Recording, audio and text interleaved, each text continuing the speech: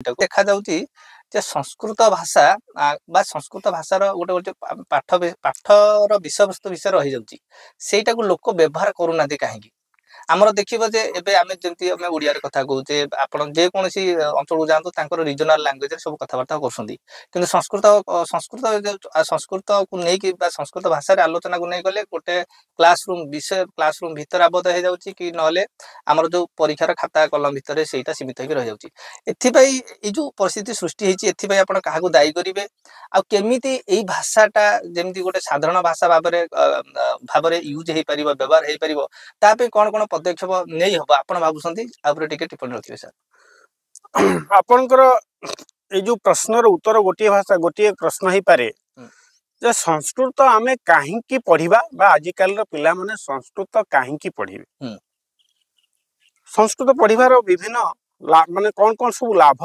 रहिछि गोटे कथा मु कहिबी अयम निज परह वेति गणनाम लघुचेतसाम उदार चरिता नाम तु वसुधैवक कुटुंबकम संस्कृत पढ़िले लोक माने शांति प्रिय हेबे सत्यानुरागी हेबे सेवा परायण हेबे आध्यात्मिक मार्ग रे गति करिवे नैतिक शिक्षा रे समृद्ध हेबे एहा द्वारा कौन लाभ हो ना जो कथा कह गला जे वसुधैवक कुटुंबकम एटी निज पर विचार नहीं समस्त वसुधा होची गोटे कुटुंब स्वरूप कहा को छोट कहा को बड़ कहा को हीन कहा को अधिक श्रेय मन करिबा आवश्यकता नहीं समस्ते विश्व दरबार समान समस्त गोटे परिवार सदस्य रूपे विवेचना करा जाए संस्कृत शास्त्र रे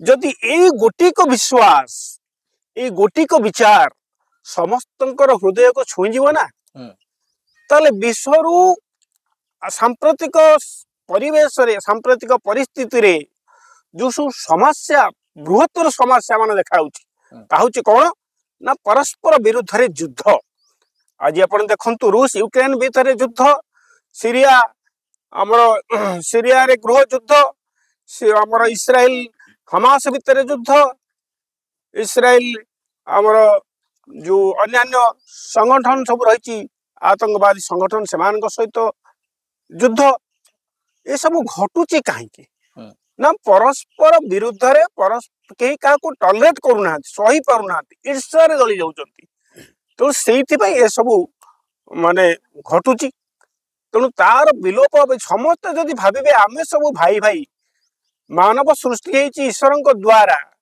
एवं समस्त मानव ईश्वर संतान जदि यही मनोवृत्ति समस्त आसीबो ए पृथ्वी रे जेते प्राणी अच्छे समस्त भितर आमर भाईचारा भाव अच्छी जदि एभली भावना आम भितर जाग्रत हम ताले ए विश्वरु अचिरे युद्ध दूरे जीव आउ पुतिन रूस रो प्रेसिडेंट पुतिन को कहीं खुशामंत करेनि कि जेलेंस्की को कहीं चाप पकेबेनी कि ट्रम्प को कहीं तेल मारिबेनी जे आपण युद्ध बंद करंतु बोली तेणु से भाव आज समस्ते जो परमाणु शक्ति रे बलियान बोली माने समस्ते देखौचंती जदि विश्व रे समस्ते निज निज को आत्मीय भाव रे चिंता करिवे ताहले एभली समस्या उपजीव नहीं ऑटोमेटिक बिना समझौता रे बिना अस्त्र रे युद्ध दूरे जीव अच्छा सार गोटे बढ़िया कथा कहले जे संस्कृत पाठ पढ़िबा द्वारा से कौन हम ना हमर जो मानव समाज भितर जो नैतिकतार हानि घटी से नैतिकता शिक्षा आम बढ़ाई पार कहीं बहुत गुड़े नीति शिक्षा संस्कृत भाषा माध्यम प्रकाशित होती आउ सार भी बढ़िया कथा कहले जे जो आमर देश देश भितर हो समाज समाज भितर हो व्यक्ति व्यक्ति भितर हो जो हिंसा चली सांप्रदायिक दंगा चली तार गोटे समाधान होची कौन ना आम समस्त गोटे आम गोटे वसुधैव कुटुंबकम यही भावना जागृत करवा आ जो जिनसा संस्कृत पढ़ा द्वारा जड़े गोटे मनुष्य भितर से जिनसा डेभलप हो पार अच्छा यहाँ तो सार आम शिखिले कौन तार फायदा संस्कृत पढ़ा द्वारा कौन कौन फायदा हो पार हाँ आ गोटे सार जो मो मूल क्वेश्चन थिला जे प्रथम पचारि जे कहीं संस्कृत भाषार प्रचलन से मात्रा हो पारिनी बा लोक आडप्ट करें जोटा को गोटे आमर पाठशाला भितर शिक्षानुष्ठान भितर सीमित रही जाए कहीं आप दायी करें दायी हूँ प्रकृत ଆମର ଶିକ୍ଷା ଦାୟୀ ବ୍ୟବସ୍ଥାକୁ ଆପଣ ନା ଦାୟୀ କରିବେ। ଶିକ୍ଷା ବ୍ୟବସ୍ଥାକୁ ଦାୟୀ କରିବାନି। ଆଚ୍ଛା। ଏଥିରେ ଶିକ୍ଷା ବ୍ୟବସ୍ଥା ଯଦିଓ କିଛି ପରିମାଣରେ ଦାୟୀ, ହୁଁ କିନ୍ତୁ ସମ୍ପୂର୍ଣ୍ଣ ଦାୟୀ ହଉଛୁ ଆମେ ହୁଁ ହୁଁ। ଜନସାଧାରଣ। ଆଚ୍ଛା। ଆମ ମାନଙ୍କ ଭିତରେ ଜାଗରଣତା ମାନେ ଜାଗ୍ରତତାର ଅଭାବ ବା ଜାଗରଣତାର ଅଭାବ। କାହିଁକି ନା ସଂସ୍କୃତ ପଢିଲେ କଣ ହୁଏ? ହୁଁ ଯୋଉ କଥା କହିଥିଲି, ଲୋକ ଆଧ୍ୟାତ୍ମିକ ମାର୍ଗରେ ଯିବ। ପୂଜା ପଦ୍ଧତି, ଯଜ୍ଞ, ଜପ, ତପ, ହୋମ ଇତ୍ୟାଦିରେ ସେ ଯିବ। ହୁଁ ଯାହା ଫଳରେ ତା ମନ ଭିତରୁ ଈର୍ଷା, ଅସୂୟା, କଳୁଷିତା ଏସବୁ ଦୂର ହବ, ଶାନ୍ତି ମାର୍ଗରେ ଯିବ ହୁଁ ଏବଂ ପାପ ପୁଣ୍ୟର ବିଚାର କରିପାରିବ। ହୁଁ ପାପ କାର୍ଯ୍ୟ କରିବ ନାହିଁ, ହୁଁ ପୁଣ୍ୟ କାର୍ଯ୍ୟରେ ବ୍ରତୀ ହବ। ଆଜିକାଲି ଯୋଉ ପ୍ରକାର ନାନାଦି ପାପ କାର୍ଯ୍ୟ ସଂଗଠିତ ହଉଛି, ସେଥିରୁ ମଣିଷ ଦୂରେଇ ଯିବା ପାଇଁ ହେଲେ ଆଧ୍ୟାତ୍ମିକ ମାର୍ଗରେ ନିଶ୍ଚିତ ସେ ଅନୁଗାମୀ ହବା ଦରକାର। ଦ୍ୱିତୀୟ କଥା ହେଲା, ଲୋକ ସତ କହିବ। ହୁଁ ଶାସ୍ତ୍ର, ସଂସ୍କୃତ ଶାସ୍ତ୍ର ଏତିକି ଆମକୁ ଶିଖଉଛି, ଆମେ ସତ୍ୟମ ବଦ ଧର୍ମମ୍ ଚର। ହୁଁ ଏବଂ ସତ କଥା କହିଲେ ଅନେକ ସମୟରେ ଲୋକ ବିପଦ ମୁକ୍ତ ହବ ହୁଁ ଏବଂ ତାର ଜୀବନ ଗଠନ ସମ୍ୟକ ହେଇପାରିବ। ଦ୍ୱିତୀୟ କହିଲା ସେବା ପରାୟଣ। ହୁଁ ସେବା ପରାୟଣ କଣ?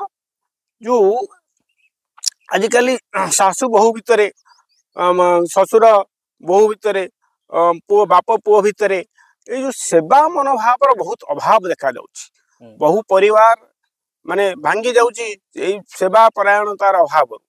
ତେଣୁ ସେଇ କଥା ସଂସ୍କୃତ ଶାସ୍ତ୍ରରେ ଆମର ଅଭିଜ୍ଞାନ ଶାକୁନ୍ତଳମ୍ ପଢିବ, କୌଣମୁନିଙ୍କର ହୁଁ ଯୋଉ ଉପଦେଶ ରହିଛି ଶକୁନ୍ତଳା ପ୍ରତି। ତେଣୁ ସେଇ ଉପଦେଶକୁ ସମସ୍ତ ଅବିବାହିତ ଯୁବତୀ ମାନେ ଏବଂ ବିବାହିତା ଯୁବତୀ ମାନେ, ଯୁବକ ମାନେ ମଧ୍ୟ ଅନୁସରଣ କରିବା ଉଚିତ। ତା ଦ୍ଵାରା କଣ ହବ ନା, ନିଜର ଆତ୍ମୀୟଙ୍କ ପ୍ରତି ତାଙ୍କର ସେବା ମନୋଭାବ ଯଦି ରହିବ, ତାହେଲେ ସେମାନେ ସବୁ କିଛିକୁ ପାର କରିପାରିବେ। କାରଣ କୁହାଯାଇଛି, ସେବା କାର୍ପଣ୍ୟ ପୁଣ୍ୟ ଫଳେ କିବା ଅସାଧ୍ୟ ମହିତଳେ। ହୁଁ ଗୋଟିଏ ବୋହୂଟିଏ ଯଦି ଅହରହ ଶାଶୁକୁ ସେବା କରୁଛି, ଶାଶୁ ତାପରେ ଯେତେ ରାଗୁ, ଦିନେ ନା ଦିନେ ତ ତାକୁ ପ୍ରଶଂସା କରିବ, ଦିନେ ନା ଦିନେ ତ ତା ମୁଣ୍ଡରେ ହାତ ବୁଲେଇ ଦବ, ନାଇଁ ଇଏ ମୋର ପ୍ରକୃତରେ ସେବାକାରୀ ବୋହୂ। ତେଣୁ ସେଇ ପ୍ରକାର ଭାବନା, ସେଇ ପ୍ରକାର ଚେତନା ଆମ ଭିତରେ ଆସିବା ଦରକାର। ବଢିଆ ତେଣୁ କଥା କହିଲେ ସାର୍, ଯେ ପ୍ରକୃତ ଶାନ୍ତି ତ୍ୟାଗରେ ନେବାରେ ନୁହଁ, ତ୍ୟାଗରେ ରହିଥାଏ। ଭୋଗ ଅପେକ୍ଷା ତ୍ୟାଗଟା ହବା ଦରକାର ଆଉ ତା ପାଇଁ ସେବା ମନୋବୃତ୍ତି ରହିବା ଦରକାର, ଯୋଉଟା କି ବିଭିନ୍ନ ନୀତିଶାସ୍ତ୍ର ଅଧ୍ୟୟନ ଦ୍ଵାରା ଆମେ ଶିଖିପାରିବା। ଆଉ ସେଥିପାଇଁ ବି ଆମର ମୂଳ ଜିନିଷ ହଉଛି ସଂସ୍କୃତ ପଢିବା ଦରକାର।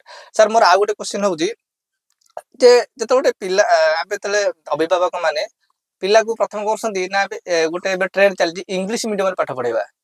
ଆଜ୍ଞା ତାଙ୍କୁ ମାନେ ଓଡିଆ ଛଡା, ଆମର ତ ଆଞ୍ଚଳିକ ଭାଷା ଓଡିଆ, ଓଡିଆ ଭାଷାରେ ବି ସେମିତି କିଛି କହୁଛନ୍ତି, ତାଙ୍କୁ ସେଟାକୁ ବାରଣ କରିକି ସେ କହୁଛନ୍ତି ଇଂଲିଶରେ ସବୁ କୁହ। ସେଉକୁ ଆପଲ କୁହ, ପାଣିକୁ ୱାଟର କୁହ, ବାପାକୁ ଫାଦର କୁହ, ମମିକୁ ମମ୍ କୁହ। ଆଉ ଆମେ ବି ଜାଣିଛେ ଯେ ସଂସ୍କୃତ ଭାଷାରୁ ଓଡିଆ ଭାଷା ବି ଉଦ୍ଭବ ହେଇଛି।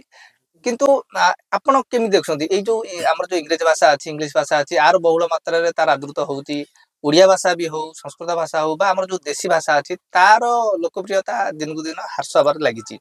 ଆଚ୍ଛା, କେମିତି ଆମର ଯୋଉ ରିଜନାଲ ଲାଙ୍ଗୁଏଜ ଅଛି ବା ଆମର ଯୋଉ ପ୍ରାଚୀନ ଲାଙ୍ଗୁଏଜ ଅଛି, ସଂସ୍କୃତ ଦେବ ଭାଷା ଆପଣ କହିଲେ, ତାର କେମିତି ପ୍ରଚାର ପ୍ରସାର ହେଇପାରିବ? କଣ ଗୋଟେ ଯୁବ ସମାଜ ବା ଆମର ଯୋଉମାନେ ଅଭିଭାବକ ଅଛନ୍ତି, କଣ ପଦକ୍ଷେପ ନେବା ଦରକାର? ଯୋଉଟା ଆପଣଙ୍କ ମତରେ କଣ, ସେଇଟା କି ପଦକ୍ଷେପ ନେବା ଦରକାର ଯାହା ଦ୍ଵାରା ଆର ବହୁଳ ପ୍ରଚାର ପ୍ରସାର ହେଇପାରିବ? ମୁଁ ପ୍ରଥମରୁ କହିବି, ହୁଁ ଆମେ ଯୁଗ ସହିତ ତାଳ ଦେଇକି ଚାଲିବା ଉଚିତ। ଆଚ୍ଛା କଣ ନା, ପ୍ରକୃତରେ ସବୁ ଭାଷାର, ହୁଁ ଯଦିଓ ସର୍ବେଷାଂ ଭାଷାଣାଂ ଜନନୀ ଭବତି ସଂସ୍କୃତମ୍, ହୁଁ ଯଦିଓ ସବୁ ଭାଷାର ଜନନୀ ଆମର ହଉଛି ସଂସ୍କୃତ,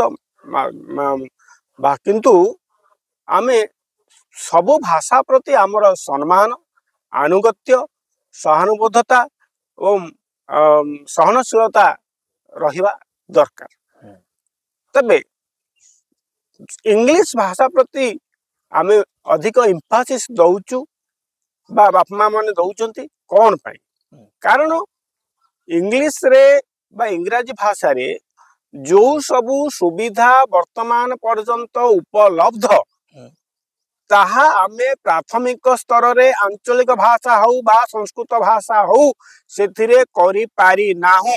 ହୁଁ ତେଣୁ ଯେତେବେଳେ ଗୋଟିଏ ପିଲା ସଂସ୍କୃତ ପଢୁଛି, ଗୋଟିଏ ପିଲା ଇଂଲିଶ ପଢୁଛି, अच्छा इंग्लिश टा कौन होची ना विश्वर अधिकांश देश रे एही भाषा आदृत अंतर्जातीय भाषा भाବରେ अंतर्जातीय भाषा भाବରେ से ख्याति लाभ करिछि तेणु जदि आम पिला खाली अमेरिका जाउची कि फ्रांस जाउची जर्मनी जाउची कि जापान जाउची सेठी आमे तो कहया ओडिया रे कह संस्कृत रे कह हिंदी रे कह ताले से कहिबार माने किछि हबो नाही से लोकादृत हे परिबनी तेणु लोकादृत भाषा हिसाब रे इंग्रजी से पढ़ू किंतु संस्कृत पढ़िबा द्वारा तार मानसिक मल शारीरिक मल सब दूरीभूत हो पार ता भितर जो नैतिक शिक्षार जागृत भाव सत्य सेवा शांति प्रसन्नता संतोष भाव